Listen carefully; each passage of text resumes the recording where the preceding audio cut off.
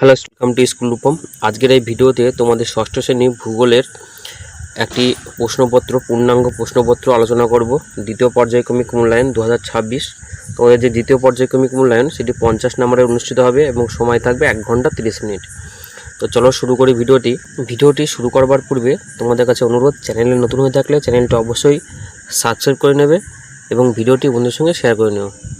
তুমি দেখো, একের দাগে রয়েছে সঠিক উত্তর নির্বাচন করো। 1 নম্বর প্রশ্ন, ক্ষুদ্রতম মহাদেশটির নাম। তো ক্ষুদ্রতম মহাদেশটি হলো ওসিয়ানিয়া। 2 নম্বর, বায়ুর গতিবেগ মাপা হয় কোন যন্ত্রের সাহায্যে? তো বায়ুর গতিবেগ মাপা হয় অ্যানিমোমিটারের সাহায্যে, আর বায়ুর চাপ মাপা হয় ব্যারোমিটার, আর বাত পতাকার সাহায্যে বায়ুর দিক নির্ণয় করা হয়। 3 নম্বর, চিরসবুজ উদ্ভিদ হলো শাল, পলাশ, মেহগনি। তো সঠিক উত্তরটা হবে মেহগনি।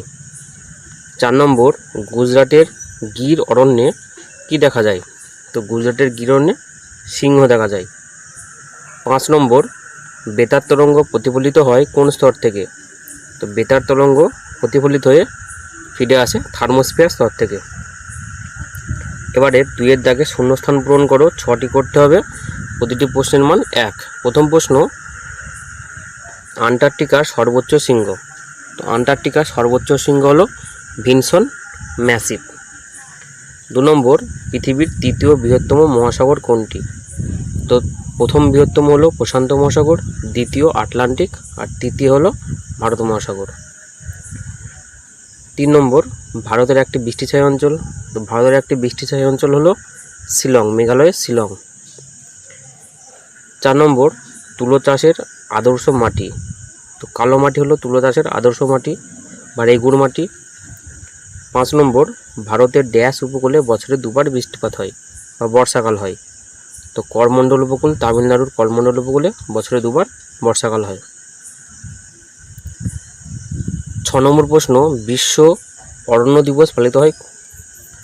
তো বিশ্ব অরণ্য দিবস পালিত হয় 21শে মার্চ। 7 নম্বর, পৃথিবীর অক্ষ তার কক্ষপথের সাথে ড্যাশ ডিগ্রি কোণে হেলে থাকে? তো 66.5 ডিগ্রি কোণে হেলে থাকে। এবারে 3 দাগের এক কথায় প্রকাশ করো, অর্থাৎ একটি বাক্যে উত্তর লিখতে হবে। 10টি প্রশ্ন, প্রতিটি প্রশ্নের মান 1। প্রথম প্রশ্ন, বায়ুমণ্ডলে কোন গ্যাসের পরিমাণ সবচেয়ে বেশি? নাইট্রোজেন গ্যাস, তারপরে হচ্ছে অক্সিজেন। 2 নম্বর, কোন স্থানকে পৃথিবীর শীতলতম স্থান বলা হয়? তো আন্টার্কটিকার ভস্টককে পৃথিবীর শীতলতম স্থান বলা হয়। 3 নম্বর, প্যানজিয়া কি? তো সমস্ত স্থলভাগকে প্যানজিয়া বলা হয়। 4 নম্বর, প্রতি 1000 মিটার উচ্চতায় বৃদ্ধিতে কত ডিগ্রি সেলসিয়াস উষ্ণতা হ্রাস পায়? 6.5 ডিগ্রি সেলসিয়াস উষ্ণতা হ্রাস পায়। 5 নম্বর, জেট প্লেনগুলি কোন স্তর দিয়ে চলাচল করে? তো জেট প্লেনগুলি বায়ুমণ্ডলের স্ট্র্যাটোস্ফিয়ার দিয়ে চলাচল করে, কারণ এই স্তরটি শান্ত মণ্ডল। 6 নম্বর, বায়ুমণ্ডল বলতে কি বোঝায়? এক কথায় এটাকে উত্তর লিখতে হবে। 7 নম্বর, আন্টার্কটিকায় অবস্থিত ভারতের প্রথম গবেষণা কেন্দ্রের নাম কি? তো আন্টার্কটিকায় অবস্থিত ভারতের প্রথম গবেষণা কেন্দ্রটির নাম হলো দক্ষিণ গঙ্গোত্রী, যেটি 1982 সালে স্থাপিত হয়, আর মৈত্রী 1988 সালে স্থাপিত হয়, যেটি দ্বিতীয় গবেষণাগার। ক্রিল কি? তো ক্রিল হলো এক ধরনের চিংড়ি জাতীয় প্রাণী, যেগুলি আন্টার্কটিকায় পাওয়া যায়। লু কি? লু হলো এক ধরনের উষ্ণ বায়ু, যেটি ভারতের উত্তর ভারতে লক্ষ্য করা যায়, গ্রীষ্মকালে প্রবাহিত হয়। বন্যপ্রাণী সংরক্ষণ আইন চালু হয় কত সালে? 1972 সালে চালু হয়। এরপরে 11 নম্বর, কোন মাটিতে জলধারণ ক্ষমতা বেশি? এঁটেল মাটিতে। এঁটেল মাটি ঠিক নয়, এটি হবে কালো মাটি, এটি কালো মাটি হবে। কোন মাটিতে জলধারণ ক্ষমতা বেশি? কালো মাটি। 7 নম্বর, অভয়ারণ্য কাকে বলে? এটিকেও এক কথায় উত্তর লিখতে হবে। এরপরে 4 দাগে রয়েছে নিচের প্রশ্নগুলির উত্তর দাও। 5টি প্রশ্ন, প্রতিটি প্রশ্নের মান 2। তোমরা স্ক্রিনটি পজ করে প্রশ্নগুলি দেখে নিতে পারো। প্রথম প্রশ্ন, জলচক্র কাকে বলে? দ্বিতীয় প্রশ্ন, পৃথিবীকে নীলগ্রহ বলা হয় কেন? 3 নম্বর, হিমমণ্ডল কাকে বলে? 4 নম্বর, বিশ্ব উষ্ণায়ন কাকে বলে? 5 নম্বর পশ্চিমী ঝঞ্ঝা কাকে বলে?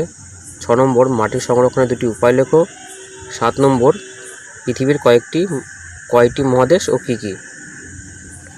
5-এর দাগে সংক্ষিপ্ত উত্তর দাও, যে কোনো 3টি করতে হবে, প্রতিটি প্রশ্নের মান 3। প্রথম প্রশ্ন, আবহাওয়া ও জলবায়ুর পার্থক্য লেখো। 2 নম্বর প্রশ্ন, টিকা লেখো বায়ুর আর্দ্রতা। 3 নম্বর, ভারতের নাতিশীতোষ্ণ অরণ্যের বৈশিষ্ট্য লেখো। 4 নম্বর, টিকা লেখো আন্টার্কটিকার জীবজগৎ। 6 দাগের যে কোনো 2টি প্রশ্নের উত্তর দাও, প্রতিটি প্রশ্নের মান 5।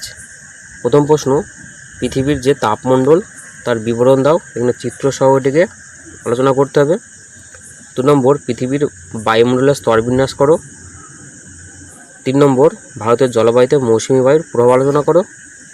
4 নম্বর, অরণ্য আমাদের বন্ধু বক্তব্যটি ব্যাখ্যা করো। তো এই ছিল তোমাদের একটা পূর্ণাঙ্গ প্রশ্নপত্র। আজকের মতো ভিডিওটি এখানে শেষ করছি। ধন্যবাদ।